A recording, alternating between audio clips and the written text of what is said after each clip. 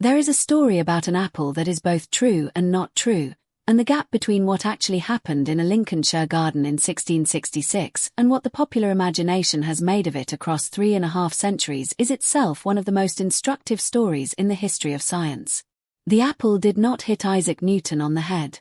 This detail, so satisfying in its comic compression of the relationship between the mundane and the cosmic, between the falling fruit and the falling moon, between the farmyard and the universe, appears in none of the earliest accounts. What the earliest accounts describe is a man sitting in a garden, watching an apple fall from a tree, and being struck not by the apple but by a question. Why does the apple fall straight down? Why not sideways? Why not upward? What is it about the earth that pulls things toward it? And if the earth pulls the apple, does it pull the moon? The question itself, framed in the specific way that Newton's mind framed questions, with the specific mathematical precision and the specific philosophical ambition of someone who was not content with describing what happened but needed to know why, was the beginning of the most productive single train of thought in the history of science. Because the answer Newton eventually reached was not merely that the earth pulls the apple and the earth pulls the moon.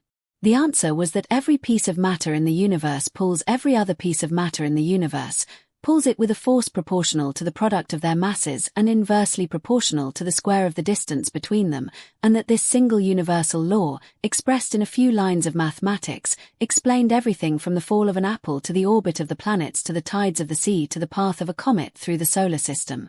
It is the most successful scientific theory ever formulated. The law of universal gravitation, published in the Principia Mathematica in 1687, the book that is almost universally considered the most important scientific publication in the history of human knowledge, has not been superseded. Einstein's general relativity, published in 1915, refined and extended Newton's gravitational theory in ways that Newton could not have imagined, providing a deeper and more complete account of the structure of space-time. But in the specific domain where Newton's law applies, the domain of everyday physics, of planetary orbits and falling objects and the trajectories of projectiles, Newton's mathematics is still the mathematics we use. The engineers at NASA who calculate the trajectories of spacecraft through the solar system use Newton's equations. The architects who calculate the loads on the beams of a building use Newton's mechanics. The physicists who design particle accelerators use Newton's laws. He formulated most of this in 18 months. In a farmhouse in Lincolnshire, while hiding from the plague. Isaac Newton was born on January 4, 1643, in Woolsthorpe by Colsterworth, Lincolnshire, a small village in the English Midlands, the son of Isaac Newton Sr., a prosperous but illiterate farmer who had died 3 months before his son's birth, and Hannah Ayscough, whose family had connections to the educated gentry that would eventually open the doors to Cambridge. He was born prematurely, small enough, the family tradition said, to fit in a quart pot, and his survival was sufficiently uncertain in his first hours that his mother prepared for the worst before the worst failed to arrive. His childhood was not happy. His mother remarried when he was 3, a wealthy clergyman named Barnabas Smith who declined to raise his wife's son from her first marriage, and Newton was left in Woolsthorpe with his maternal grandmother for 9 years while his mother lived 3 miles away with her new husband and the 3 children she had with him. The specific psychological wound of being abandoned by his surviving parent at the age of 3, and the specific rage at this abandonment that Newton's early notebooks reveal, in a list of sins that includes threatening his mother and stepfather with being burnt alive in their house, is visible in the personality of the adult Newton in ways that his biographers have been analyzing ever since the notebooks were discovered. He was solitary. He was intensely competitive. He was capable of profound intellectual generosity and profound intellectual vindictiveness in apparently equal measure. He never married. He never, as far as the historical record reveals, had a close romantic relationship.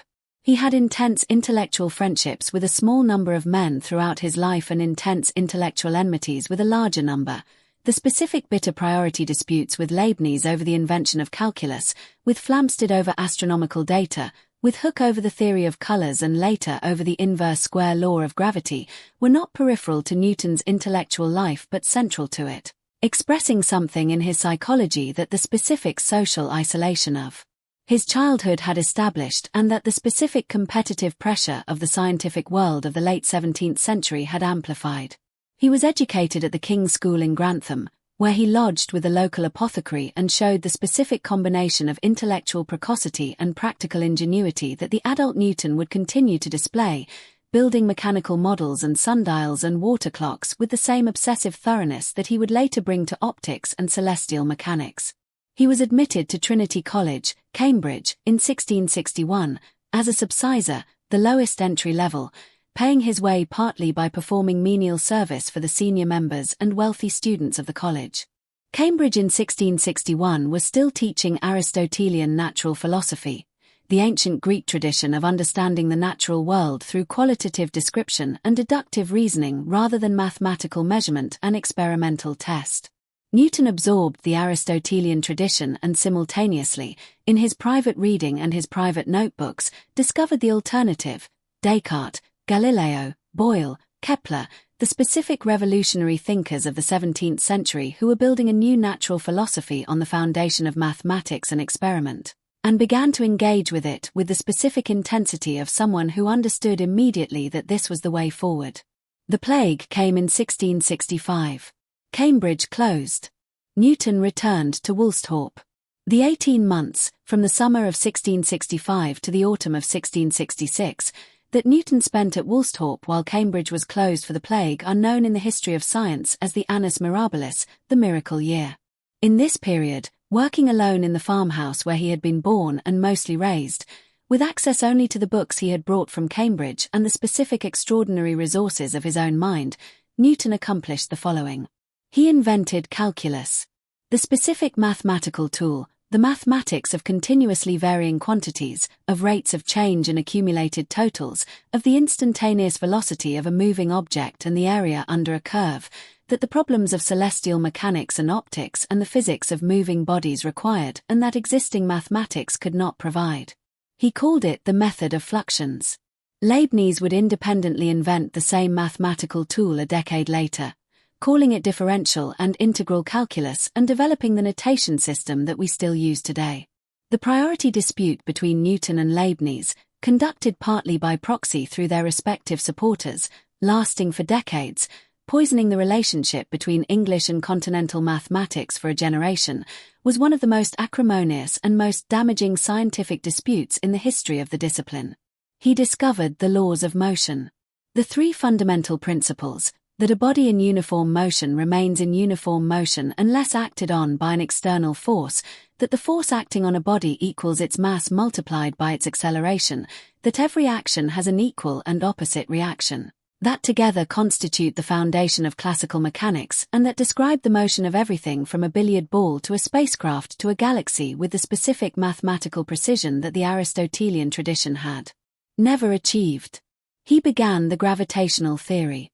The specific insight, triggered, perhaps, by the falling apple, though the apple story appears in the historical record only from accounts written decades after the event, that the force holding the moon in its orbit around the Earth was the same force that pulled the apple toward the ground, and that this force followed the inverse square law, decreasing with the square of the distance between the attracting masses, was the beginning of the theory of universal gravitation. Newton did not complete the theory in 1666. The mathematics required to prove that a spherical body attracts as if its entire mass were concentrated at its center, the shell theorem, whose proof required the integral calculus he had also invented, took him nearly 20 years to work out to his own satisfaction. He discovered that white light is a mixture of colors.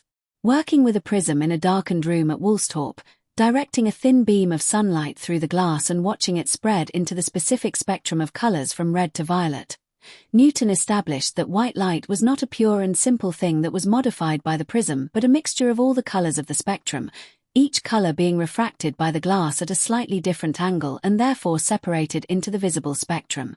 This specific discovery, which contradicted the prevailing theory of colors and which Newton established through a series of elegantly designed experiments whose logical structure is a model of scientific method, was the foundation of the science of optics and of every technology of light that followed from it. He did all of this in 18 months. Alone. At the age of 23. He published almost none of it for 20 years. This specific fact, the extraordinary gap between the intellectual achievement of the Annus Mirabilis and the eventual publication of the results, is one of the most psychologically revealing aspects of Newton's life. He was not a man who shared his ideas easily. He was not a man who sought the recognition that publication brings. He was a man who found the ideas, who pursued them with obsessive thoroughness until they satisfied him, and then largely kept them to himself, returning to the manuscripts only when external pressure from colleagues or competitors forced the specific vulnerability of going public. The optical discoveries were published first. The paper on the theory of colours that Newton submitted to the Royal Society in 1672 was the first major public expression of his scientific work, and its reception was not what a man of his pride required.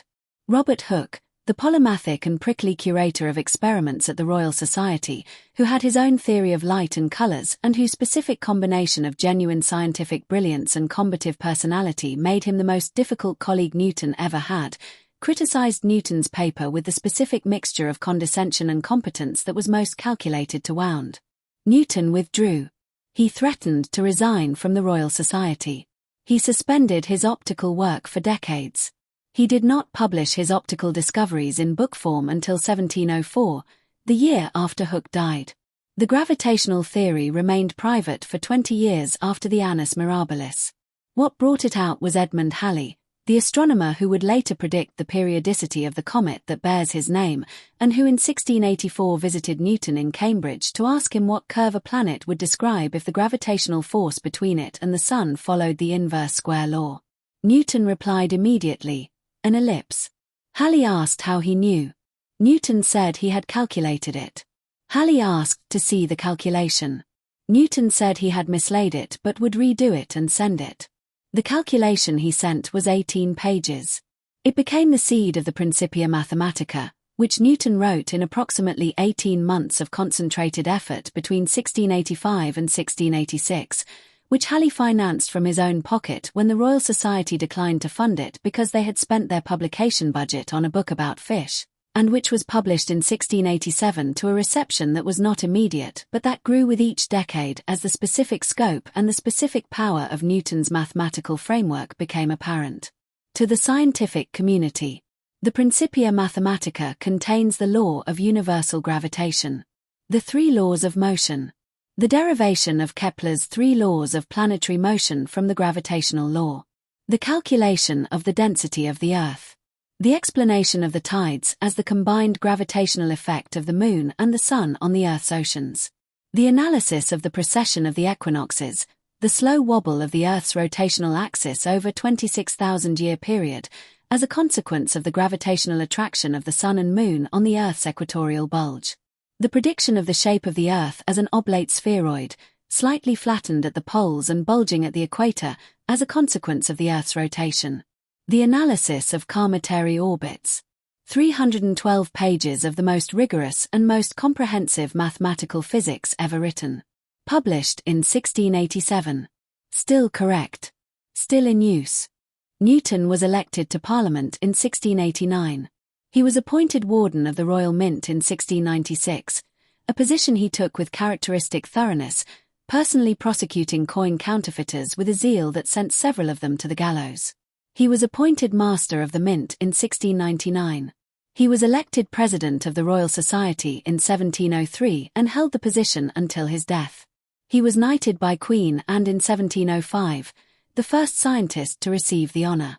He died on March 31, 1727, in London, 84 years old, having spent the final decades of his life in the administrative and institutional roles that his fame had brought him and in the specific obsessive private study of biblical chronology and alchemy that he never published and that his executors suppressed as embarrassing to his scientific reputation.